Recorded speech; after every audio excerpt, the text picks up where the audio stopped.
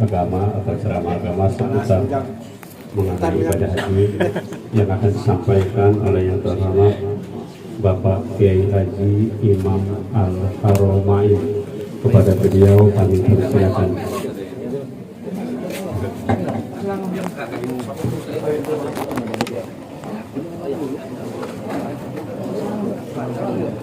Kawan juga pergi juga aja. Kawan juga ya? Iya. Ya, ya. Aja. Aja. Kawan dah boleh untuk kucing? Tak. Awak ni. Aja. Tadi semaling kundang. Ada kalah.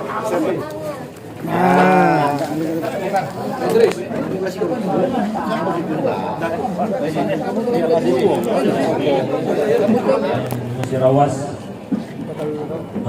Mohon maaf, Kementerian Agama Kota Lubuk Linggau, Bapak Haji Hasanuddin, beliau ini sebab tugas di tempat kami Kabupaten Muara ini. Bapak Kementerian Haji sempat hadir dalam kesempatan ini. Yang kami hormati para tokoh agama, para tokoh masyarakat, para tokoh adat, para tokoh kaum ibu, para tokoh kaum remaja yang hadir dalam acara walimah safar ini, yang tidak bisa saya sebutkan satu persatu. Terkhusus yang kami banggakan, yang kami hormati Sahibul Bait, Sahibul Hajah, Bapak Haji Ali Aman MM dan Ketua Hajah Pertiwi MPD. Semoga beliau diberikan kesehatan, keafiatan sampai melaksanakan ibadah haji pulang dengan selamat. Dan juga ketiga putra putri beliau, semoga Allah memberikan kesuksesan. Hadirul hadirat, para tamu undangan yang kecil, yang besar, yang di tenda, di luar tenda, yang lah kawin atau yang belum kawin, semua yang sunat, yang belum bersunat, semuanya yang dirahmati, yang diberkahi oleh Allah Subhanahu wa taala. Dalam kesempatan ini banyak sekali nikmat Allah Subhanahu wa taala yang telah diberikan kepada kita, khususnya yang hadir dan lebih khusus lagi kepada Sahibul Bait. Semoga gerak langkah kita, perjalanan kita, kegiatan kita dalam kesempatan ini, semenjak tadi kita menghembuskan nafas, menghirup kembali dunia ini, sampai kita ikuti acara ini, menjadi bagian wujud rasa syukur kita kepada Allah Subhanahu wa taala atas segenap limpahan nikmat-nikmat tersebut. Sehingga dengan wujud syukur ini akan menyebabkan nikmat yang kita pakai, nikmat yang Allah berikan menjadi sebab nikmat itu diberkahi selalu oleh Allah Subhanahu wa taala, dan menjadi sebab nikmat itu tambah mendekatkan diri kita kepada Allah Subhanahu wa taala, dan bukan malah menjadi bumerang kecelakaan dalam kehidupan kita. Sehingga benarlah Allah Subhanahu wa taala akan memberikan bimbingan setiap orang-orang yang pandai bersyukur. Amin Allahumma amin. Yang terkhusus lagi nikmat yang sangat besar yang diberikan oleh Allah kepada Sahibul Bait ini. Pertama, beliau tadi telah disampaikan oleh perwakilan Sahibul Bait, Sahibul Hajah akan melaksanakan ibadah haji. Ini adalah nikmat yang paling besar karena ibadah haji ini kita ketahui bersama adalah nikmat pamungkas dalam ibadah kita kepada Allah Subhanahu wa taala. Saya sempat mendengar cerita bahwasanya Om Ali ini banyak sekali perjalanannya sebelum perjalanan haji ini. Katanya beliau menunggu, alhamdulillah dipanggil dengan waktu dipercepat.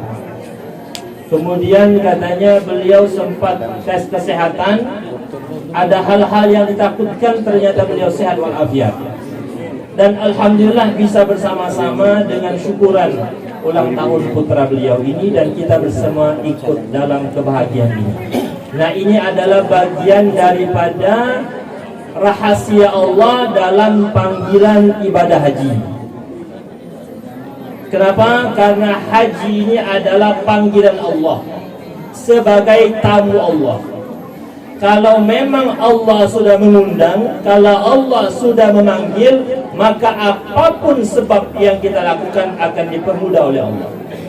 Tapi kalau Allah belum, walaupun sudah jelas-jelas besok berangkat, Allah tidak mau, tidak jadi. Maka oleh karenanya nikmat ini sangat besar. Allah Subhanahu wa taala telah memberikan kesempatan ini, maka kita semua diajak berdoa. Semoga dilancarkan, diselamatkan, dijadikan haji mabrur sampai pulang ke Indonesia dalam keadaan sehat walafiat. Amin ya rabbal alamin.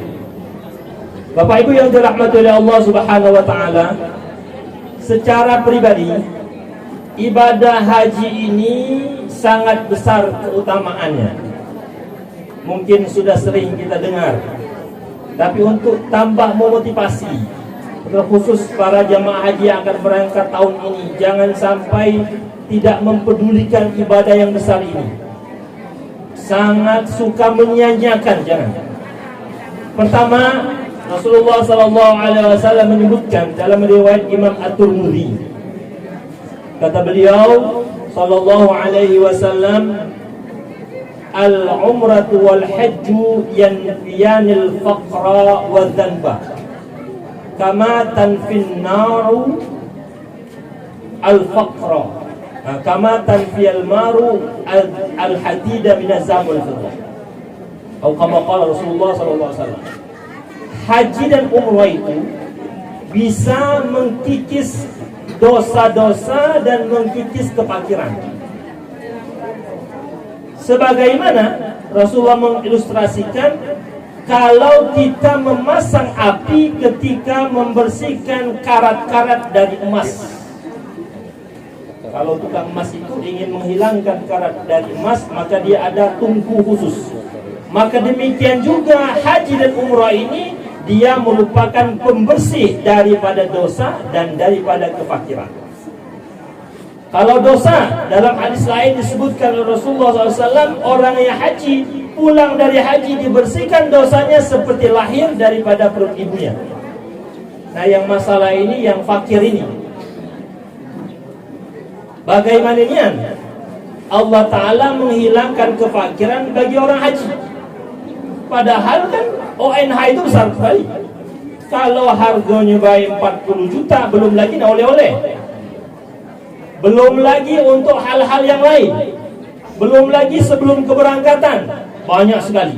Kok bisa ONH atau uang kita keluarkan, tapi Rasulullah berjanji Allah akan menghilangkan kefakiran? Kenyataannya benar, Pak. Faktanya benar.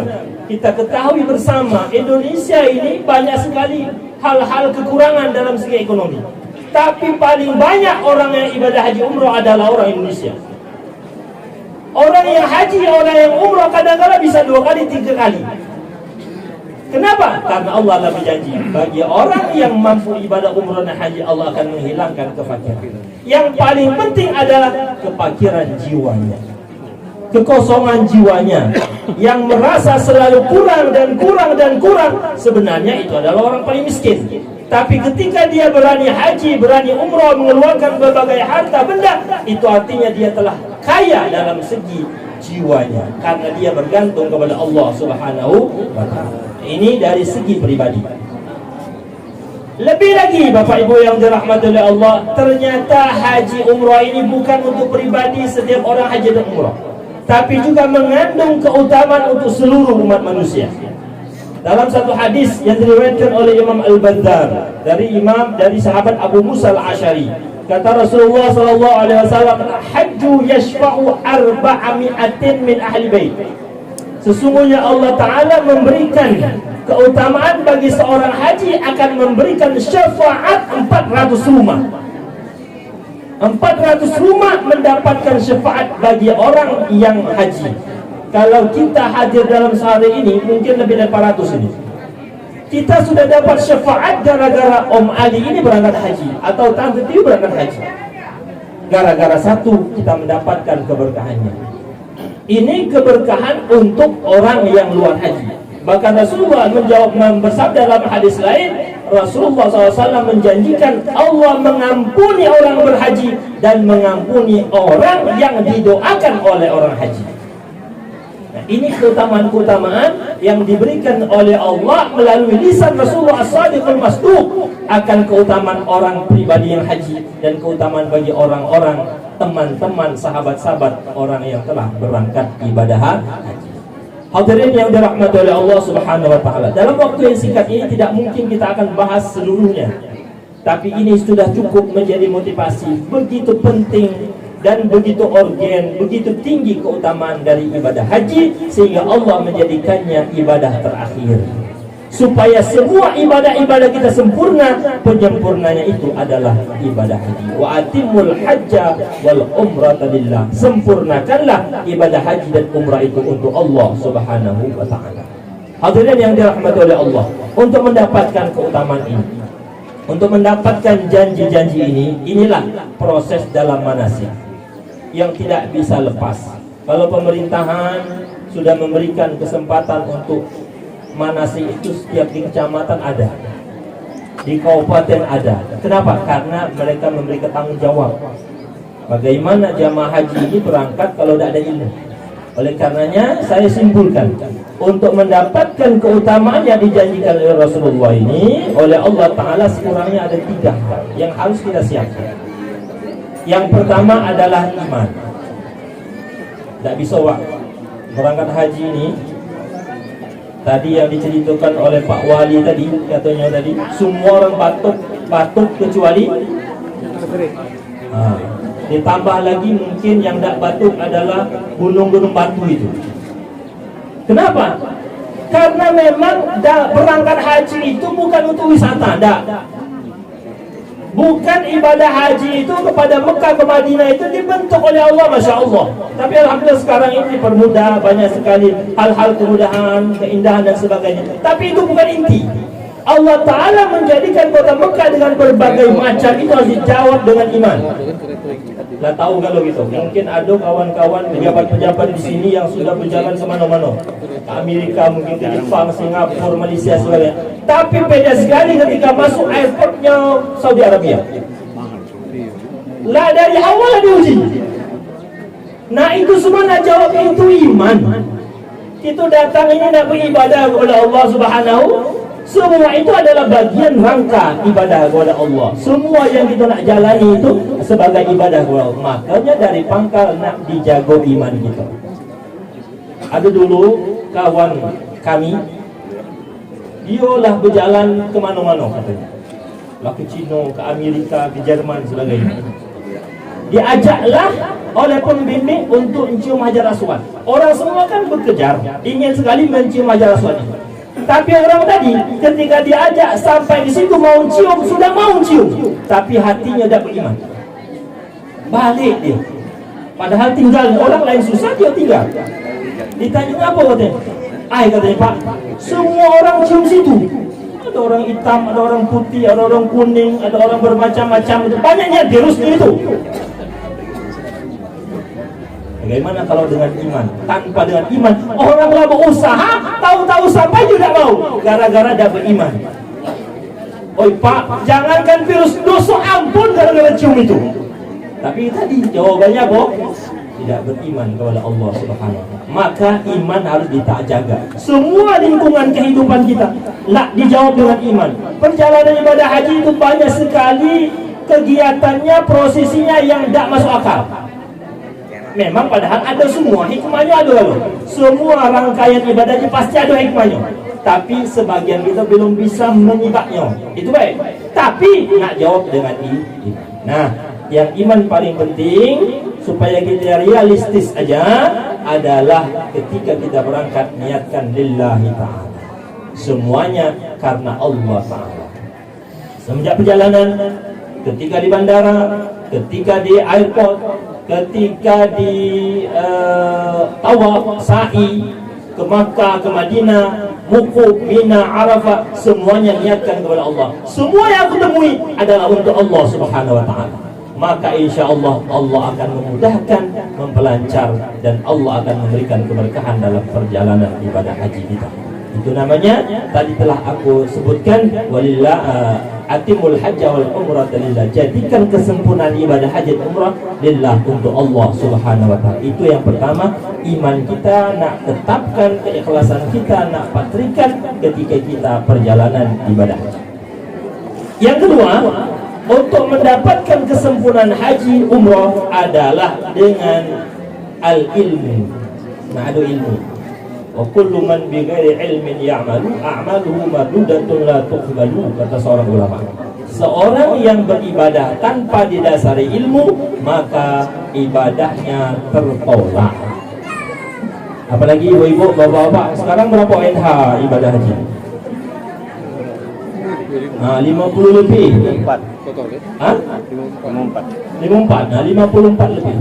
Pengorbanan dari harta, pengorbanan meninggalkan keluarga, meninggalkan kegiatan kita, capek, letih dan sebagainya kita dapatkan. Tahu-tahu ditolak oleh Allah. Haji kita bukan mabrur, tapi haji mabur. Na'udzubillah min dzalik. Salah satu gara-garanya adalah tidak didasari dengan ilmu. Pernah aku bimbing ibadah haji, ibadah umroh, ibu-ibu, bapak-bapak, apa yang saya lakukan ikuti kalau. Semua ikut. Baca bismillah, bismillah. Baca doa. Angkat tangan. Aku nyamping puluh. Duduk puluh. Dah semuanya Pak. Katanya. Ini kenapa dikiranya semua itu seperti ikuti petugas, yang penting ikuti pembimbing. Akhirnya salah. Walaupun ikuti pembimbing, tahu yang mana nian, yang mana rukun, yang mana wajib, yang mana sunnah, yang mana penyempurna, yang mana batal, tahu dia.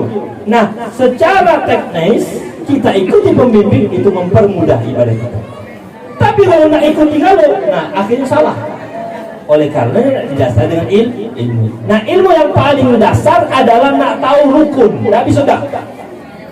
Kalau rukun yang terlaksana, ibadah hajinya pasti benar, pasti diterima oleh Allah. Tapi kalau rukunnya tidak tahu, bahkan mungkin ditinggalkan, na'udzubillah min dzalik. Nak mana dah dapat? Tak nak mahal, entah nak apa namanya VIP, entahlah selama-lamanya, kalau tidak ada rukun sudah Allah menolak sama sekali. Rukun ibadah haji itu ada 6. Yang pertama ihram, yang kedua tawaf, yang kedua wukuf, yang ketiga tawaf, yang keempat sa'i, kelima tahallul, keenam tertib tersusun. Indonesia ini tambah 2 Pak. Ada kelebihannya. Yang pertama belanja. Rukun itu. Iya Ibu. Tak belanja tak sah. Ditambah lagi selfie, tambah itu. Tapi sekarang katanya lah dibatasi katanya. Ada tempat-tempat yang tidak boleh difoto. Ya. Nah, yang 6 tadi nak harus rukun. Makanya arti rukun apa? Semua kegiatan yang tidak harus dilakukan. Kalau tinggal dah sah. Bahkan di dalam ibadah wukuf itu ada safari wukuf. Yang sakit, yang masih bernyawa, yang koma itu masih dibawa oleh pemerintah ke tempat wukuf, walaupun sebentar. Kenapa dia bisa tidak?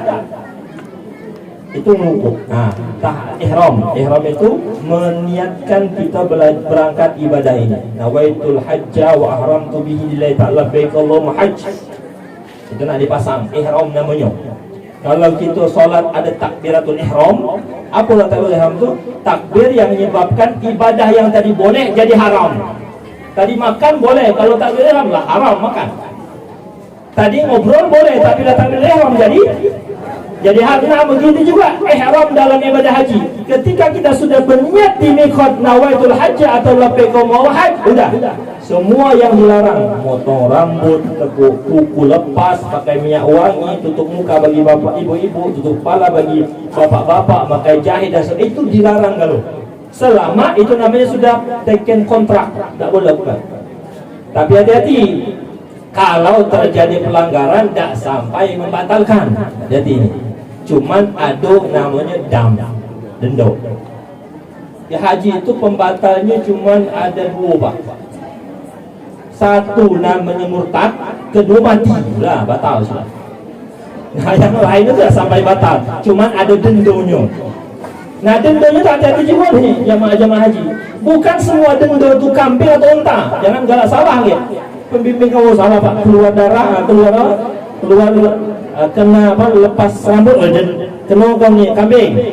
Dikit-dikit kena darah, kambing. Lepas baju, kambing. Banyaknya kambing. Dah. Ada namanya bagian masing-masing. Seperti umpamanya lepas rambut satu helai, itu kena 1 mut aja, 6 on. Dah sampai kambing. Yang bikin kambing adalah kalau jatuhnya bareng-bareng. Tahu-tahu waktu yang sama, tempat yang sama, jatuhnya langsung 3. Nah, itu kambing ini. Tapi kalau satu-satu, sejam, 5 menit jatuh selembar, sehelai. Setengah jam lagi, sehelai lagi. Setengah jam lagi, sehelai lagi. Setengah jam, lompat. Tapi karena berpisah-pisah, tetap 6 on kali 4. Tapi kalau bareng-bareng langsung 3, langsung 4, langsung kambing. Nah, ini namanya pelanggaran ini hanya bisa dibayar dengan dam, dengan denda. Tak sampai batal. Tapi apa pula nak denda? Kalau bisa dijaga sebaik-baik. Itu namanya kita haram melakukan semua hal tadi kalaulah taken kontrak namanya ihram. Nah, yang kedua, wukuf. Nah, wukuf ini terjadi pada tanggal 9 Zulhijjah. 9 Zulhijjah. Tahun ini dah tahu, nanti dilihat pertama kali masuk Zulhijjah itu hari apa, nanti tanggal 9-nya hari apa. Tak tentu, bisa jadi Haji Akbar kata orang dan sebagainya. Tapi dilihat ketentuan dari Saudi Arabia. Dan 9 Zulhijjah hanya sekali, itulah dia hari yang paling utama. Tak ada hari yang paling utama sedunia ini kecuali 9 Arafah, cuman sehari. Kalau yang umroh, dia bertemu ke Arafah bukan tanggal biasa tanah Arafah itu. Tak ada kepentingan sama sekali, tak ada utama sama sekali. Kenapa? Karena tanah Arafah itu perlu diketahui Bapak-bapak adalah tanah halal. Tanah Arafah itu tanah halal, sama dengan tanah kita di Lembut Ligau. Ibadahnya sekali 1 baik. Tak ada yang 100.000 kali lipat kayak di Kota Mekah, karena di tanah halal dia. Cuman kalau tanggal 9 Zulhijjah khusus hari Arafah, Allah melipat gandakan keutamaan yang tak ada bandingnya seluruh dunia. Makanya nak benar-benar gunakan sebaik-baiknya hari itu. Alangkah ruginya lah, mahal-mahal lah, capek-capek ninggalkan keluarga dan sebagainya. 9 Arafah malah leha-leha di situ, hidup main-main, ngobrol, ngopi, tak ada turungan. Masya Allah, rugi. Makanya 9 Arafah itu gunakan sebaik-baik. Kalau baca semenjak zawal sampai pisah dari Arafah, tak pernah keluar dari ibadah. Kalau kuat, kalau tak kuat ya minum, dia tak minum jangan tak minum lagi, kapan? Nah, ini juga teknisnya Pak. Mohon maaf, orang banyak sekali menganggap kalau lah masuk Arafah langsung wukuf. Dah. Ya, wukuf itu dimulainya setika mulai zawal. Itu mulai. Jadi kalau masuk tanah Arafah masih malam 9, tak usah dulu capek-capek dulu. Istirahat, minum, makan, ngobrol dan sebagainya. Masuk waktu duha, belum masuk itu, silakan ngobrol, persiapan dan sebagainya, istirahat, tidur sebagainya. Tapi kalau lah zawal lah masuk, maka itulah habis-habislah ibadah kepada Allah. Minta kepada Allah, dunia akhirat semua doakan ibadah. Apa yang bisa? Baca Quran, selawat, istighfar, la ilaha illallah semua. 9 Zulhijjah sejak zawal. Sampai kapan? Sampai kita diangkut ke Muzdalifah. Tapi kalaupun semua itu tidak bisa terus-menerus, silahkan. Nak capek duduk boleh, kamar mandi boleh, minum sebentar boleh, tapi terus dalam keadaan berzikir. Jangan sampai waktu yang sangat mahal ini malah disia-siakan. Nah, yang tadi salah satunya, gara-gara orang-orang masuk Arafah langsung full ibadah, tepat zawal kecapean. Kenapa? Lah dari malam, Masya Allah, Quran lah khatam, la ilaha illallah sejuta, istighfar lah, tapi lo masuk waktu zawal udah kecapean, dah salah. Makanya ketahuilah Arafah itu mulainya adalah semenjak zawal tanggal 9. Kalaupun masuk malam, pagi, waktu duha, silakan istirahat dulu sambil ibadah biasanya. Tahan itu ibadah kita, tahan kita punya ihram dan sebagainya. Ketika zawal, ketika akan sholat zuhur, asar, kemudian berjamaah berzikir, kemudian lanjutkan berzikir masing-masing. Zikir paling bagus adalah baca la ilaha illallah wa la syarikalah, lahul mulku wa lahul hamdu wa yuhyi wa huwa ala kulli syai'in qadir. 1000, sejuta terus baca itu. Kemudian doa kepada Allah Subhanahu wa taala, doa dunia, akhirat, doa untuk keluarga, jabatan, harta dan sebagainya. Doa kita kepada Allah semoga itu diijabah oleh Allah. Jangan lupa doakan kami, ya Allah. Ya. Nah, kalaupun ada kawan-kawan nak minta doa, kita di sini nelpon, boleh waktukan khusus, tapi jangan lagi nyambungnya tu lagi dia khusyuknya. Awal, maghrib, zuhur, asar, jamaknya mungkin 2 jam 3 jam udah wukuf, itu jam 3 jam 4 bolehlah kita nelpon bro. Ayo berdoalah, kami doakan amin di sini. Nah, itu adalah bagian apa? Hubungan kita kepada sama manusia juga dijaga. Itu adalah wukuf. Kemudian yang ketiga tawaf, yang ketiga empat sa'i. Ini sudah sering Om ini sudah haji umroh bersama kami dulu, insya Allah digampangkan oleh Allah Subhanahu wa taala. Kemudian yang terakhir adalah tahallul. Tahallul ini ada 2 dalam haji. Kalau ibadah umroh sekali tapi kalau tahallul aja ada 2. Ada tahallul shaghir kecil, ada tahallul besar. Yang tahallul kecil ini ketika sudah dari Muzdalifah kemudian ke Mina melempar jumrah Aqabah, nah itu sudah boleh tahallul kecil. Dengan memotong rambut atau dengan menyembelih hewan, nah baru boleh dia tahallul. Nah, kalau tahallul kecil masih tak boleh melakukan. Kalau bolehnya pakaian biasa, potong rambut, potong kuku, minyak wangi sudah boleh. Tapi tahallul kecil ini tak boleh satu, tak boleh hubungan keluarga dulu. Hubungan suami istri, tahallul sampai tahallul besar dengan tawaf ifadah, tawaf rukun. Selesai tahallul tertib. Apa tertib? Nak tersusul, tak boleh didulukan yang lain. Kita tahallul dulu dan ihram dan sah. Maka ini tertib ini namanya ilmu. Tak bisa tak, ini harus ditanamkan, dijalankan. Kalau tak bisa atau tak dilakukan, maka ibadahnya tak diterima oleh Allah Subhanahu wa taala. Nah, adapun kewajiban itu masih ada denda yang bisa menutupinya. Kalaupun sunnah, kalau bisa lakukan, kalau tidak bisa kita minta maaf, kita minta ampun kepada Allah. Tapi jangan meremehkan sunnah-sunnah Nabi Muhammad SAW. Dan hati-hati pembatal-pembatal yang akan mengurangi nilai-nilai ibadah kita. Fadilul hadirat yang dirahmati oleh Allah Subhanahu wa taala, yang terakhir modal ibadah haji ini adalah imun. Imun ini bisa imun zahir, imun batin. Kadang-kadang apalagi Masya Allah SWT akan memudahkan. Allah Ta'ala akan membantu setiap orang ibadah haji itu karena dia sebagai tamu Allah. Tapi kita juga nak berusaha. Salah satunya kesehatan. Biasakan di Indonesia ini kadang-kadang beda obatnya. Kalau memang kita punya obat Indonesia, jangan kita mengandalkan agak di Mekah ada obat ini, jangan. Takut beda dosis, beda apa dan sebagainya. Persiapkan apa yang memang menjadi bahan-bahan yang tidak bisa kita temukan, siapa di Indonesia boleh. Itu namanya untuk kesehatan. Kemudian di situ lagi nanti jangan sampai memforce diri ibadah terus menerus, makan tak galak lagi, minum tak ada siapan, tetap makan waktunya, makan tetap. Kalau kan disiapkan juga untuk olahraga, juga disiapkan olahraga. Itu juga bagian daripada jaga imun kita, kesehatan kita. Karena ini adalah bagian ibadah untuk menyebabkan sempurna ibadah nak sehat. Bagian daripada zat berbekalan ibadah aja kesehatan.